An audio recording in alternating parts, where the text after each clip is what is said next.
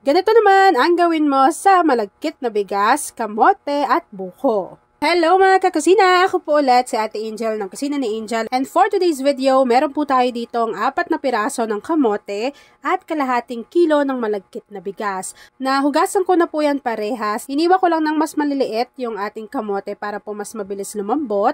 Kapag nailagay na po natin yung ating kamote, pati yung ating malagkit na bigas, maglalagay lang po tayo dyan ng 2 cups of water. Maglalagay na rin po tayo dito at least 1 can ng Marie Evaporada or 380 grams. So, ilagay lang po natin yan dito lahat. Maglagay na rin tayo dito ng 200 ml ng gata. Nasa sa inyo na po kung fresh gata yung gagamitin ninyo. Kakailanganin din po natin dyan ng 1 can or 380 grams ng Marie Condensada. After nun, maglagay tayo dyan at least half teaspoon ng vanilla essence or vanilla extract. Kapag napagsama-sama na natin yung ating mga ingredients dito sa ating kawali, haluin lang po natin ito ng maigi hanggang sa mag-combine. Nakakatawa lang kasi kung meron kayong mga ingredients na nasabi ko dyan, pwedeng-pwede nyo na agad masubukan yung kakaiba at bagong kakanin recipe. Kapag nahalo na po natin yan ng maigi, pwede na po nating buksan yung apoy sa ating kalan. At lulutuin lang po natin yan kung paano tayo magluto ng ating sinaing at kung paano kayo maglaga ng inyong kamote.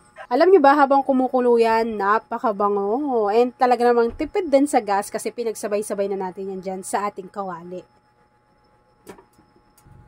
Unti-unti po, hahalu-haluin ninyo yung niluluto natin na kakanin para maiwasan na masunog yung ating malagkit rice dito sa bottom ng ating pan.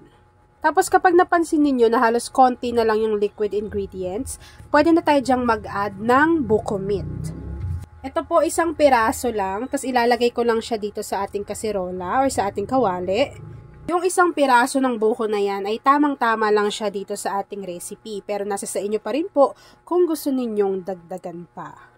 Dapat po mas mahina na yung apoy para maiwasan na masunog yung ating kakanin recipe.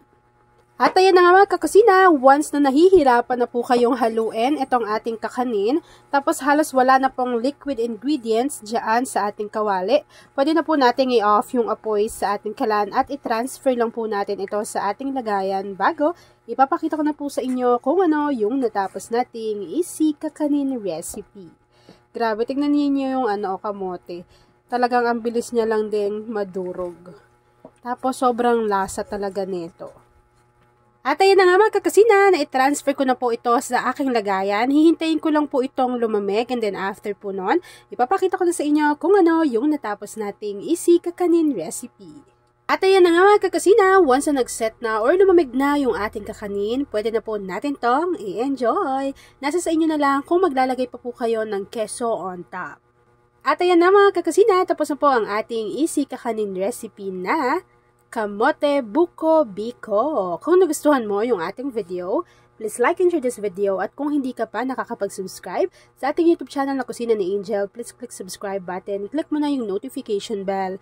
Click all para lagi kang updated sa bawat in-upload kong mga videos. At pakishare po ng ating video lalo na kung isa ka sa buko lover, kamote lover at kakanin lover.